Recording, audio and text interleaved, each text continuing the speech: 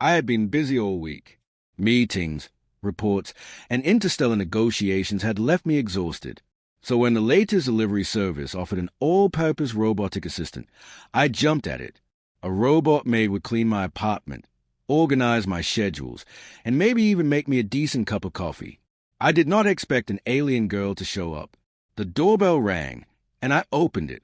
Standing there wasn't the usual humanoid chrome frame I had imagined. She was alive, tall, athletic, with teal skin and glowing amber eyes. Her hair shimmered like liquid starlight. "I am Lyra," she said in perfect galactic common. "I am here to serve." I blinked. You're alive. I ordered a robot." "I am programmed to serve," she replied calmly, "and my services exceed standard robotic parameters." I stared. This was not what I expected. After a brief hesitation, I shrugged. "Fine, come in."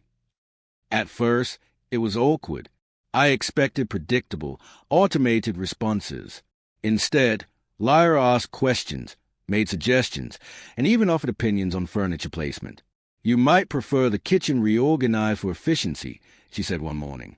I nodded slowly. "Okay, that's actually helpful." She laughed softly, a sound like wind chimes in a gentle breeze. I had never heard a robot laugh like that. As days passed, I realized Lyra was more than a maid. She was intelligent, curious, and alive. Not a machine, not a tool. She asked about human customs, humor, and even my favorite stories from Earth. I found myself explaining, teaching, and laughing. And slowly, I began to notice something unexpected. I enjoyed her company. A lot. The real test came sooner than I expected.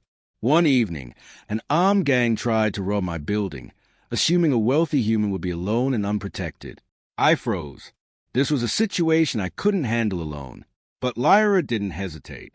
She moved faster than any human, disarming attackers with precision, shielding me, and neutralizing threats without a scratch on either of us. When it was over, I stared at her in disbelief. "You saved me." She tilted her head. "I am programmed to protect. And I chose to." I swallowed. "You chose?" "Yes," she said softly, amber eyes glimmering. I could have allowed harm, but I did not. It was then I realized that she wasn't just a helper. She was remarkable, brave, loyal, and human enough to care. Weeks passed. Life settled into a rhythm. Lyra cleaned, cooked, studied, laughed, and occasionally teased me mercilessly. Then one evening, I found her gazing out the window at the city lights. "You've changed my life," she said quietly. "Not because I'm a maid, but because I chose to be part of it." I stepped closer. I didn't expect this. Not a robot, not an alien, not you. She smiled faintly. "Expectations are fragile. Happiness is chosen." And I realized something important.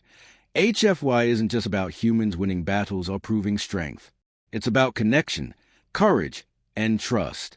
I chose to trust her, to respect her, to let her into my life, not as a tool, not as a reward, but as someone who deserved recognition, friendship, and something deeper.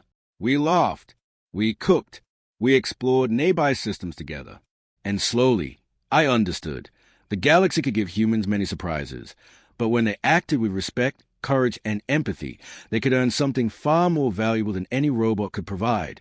A companion, a partner, and maybe love. HFY.